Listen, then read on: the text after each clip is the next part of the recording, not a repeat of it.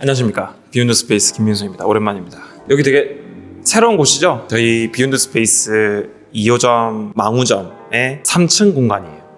원래는 저희가 2층만 쓰고 있는데 3, 4층이 임차인분들이 나가셔가지고 이제 저희가 리모델링해서 이제 공유 오피스로 확장을 할 준비를 하고 있습니다. 내년 초 정도 공사 들어가지 않을까 예상하고 있고, 그래서 오늘 영상은 저희 2층 회의실을 좀 벗어나서 한 3층에서 말씀을 좀 들어볼까 해요.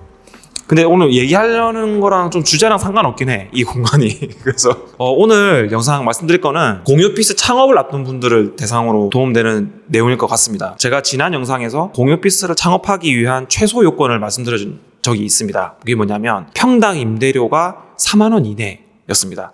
근데 이제 이번에 저희한테 창업 상담을 의뢰해 오신 분이 이제 임대인분하고 창업자분하고 좀 관계가 있어가지고 이제 임대인분이 인테리어 비용을 투자하시고 운영하시는 분께서 저희를 찾아오셨어요. 내가 이러한 위치에 그리고 한 150평 정도 되는 공간에 공유 오피스를 운영을 임대인분하고 같이 할 건데 내가 임대인분께 임대료를 한 1200에서 1500 정도 사이를 줄 것 같다. 이렇게 했을 때 과연 이 사업이 합당하냐. 사실은 그 문제가 저희 미팅에서 가장 큰 문제였어요. 그러니까 뭐냐면 저희가 한 3시간 정도 대화를 나눴는데 도면 작업도 했고 매출 시뮬레이션도 했고 어떻게 운영하는지 어떻게 홍보하는지 어떻게 관리하는지 전반적인 내용들을 다 이렇게 리뷰를 해드렸는데 임대료를 한 1200 정도를 임대인분에게 지불할 수 있을 것인가. 사실 이 문제를 미리 아시고 계셨으면은 굳이 저를 찾아오지 않으셨어도 됐었거든요.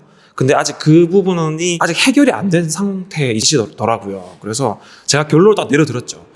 임대인분에게 만약에 임대료를 막 1000만 원 이상을 지급을 해야 된다 그러면 이 사업을 하시면 안 된다. 이것저것 다 따져봤을 때 저는 최대 매출의 한 80%를 잡았고 1인당 이용 가격을 30만 원 전후의 가격으로 했을 때 여기 이 공간의 임대료는 900만 원 선이었습니다. 그러면 900만 원이면 얼마냐?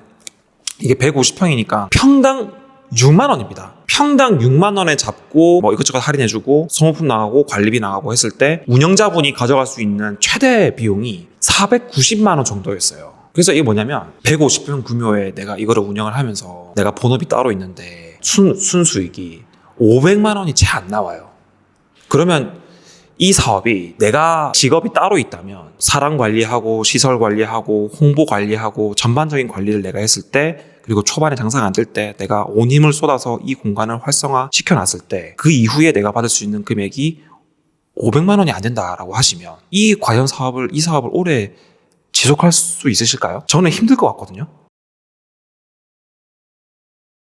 저희는 평당 4만 원 이내로 이 사업을 하셔라라고 제안을 드리지만 이제 이분은 진짜 평당 6만 원에 이 사업을 해도 임대인분이 만족을 못 하실 거예요, 분명히.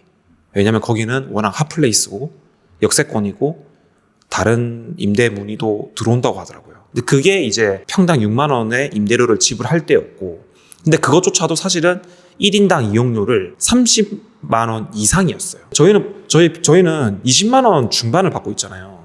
근데 거기는 뭐 물론 위치도 좋으니까 30만 원 이상으로 했는데, 근데 보십시오. 30만 원 이상의 비용을 책정을 하실 때는 공유 오피스의 시설이 소사무실처럼 하면 안 된다고 저는 생각하거든요.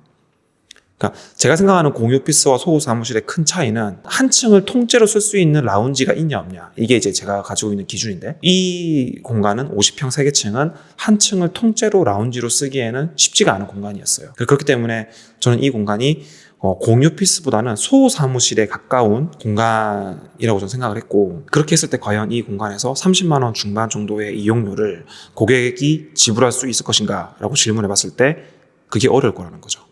그래서 저는 저희 쪽에 창업 상담 문의를 하시기 전에 평당 임대료를 반드시 계산해 보셨으면 좋겠습니다. 그러시면은 이 사업을 정말 할지 말지 그 근본적인 시작점을 결정하실 수가 있습니다.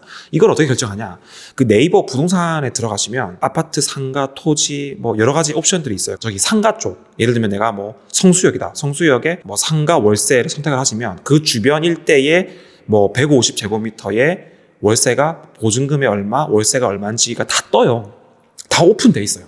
이제 그거를 보시면서 내가 들어가고 싶은 건물의 주변 임대료를 비교를 일단 해보시고 거기서 내가 이 임대인분하고 임대료를 어디까지 내가 조율할 수 있을 것인가. 내가 과연 평당 4, 5만 원대로 임대인분과 조율이 가능한지 그 부분을 먼저 반드시 결정을 하시고 그게 끝난 이후에 저희 쪽에 노크를 해주시면 고객과 운영자가 양쪽이 다 만족할 수 있는 가장 효율적인 공간 설계를 해드리겠습니다.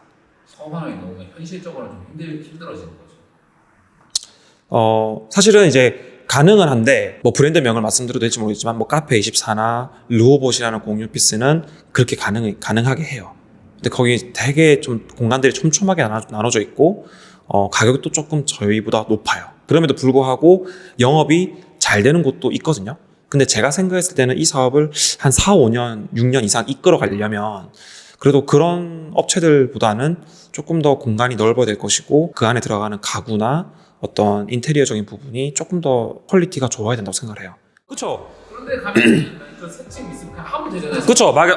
4, 5만 원 정도의 임대료에 만족하실 수 있는 분이고 그리고 렌트 프리를 한 6개월 정도 줄 수 있는 좀 여유 있으신 분이면 이 사업 할 만합니다. 근데 이것조차도 사실 임대인 입장에서는 쉽지 않습니다. 이게. 근데 이거 듣고 창업 상담 안 오면 어쩌려고 이제 딱 판단하면 할 수 있는데. 근데 이제 제가 이걸로 말씀드리고 싶은 거는 일단 그 판단은 본인이 하시라는 거예요.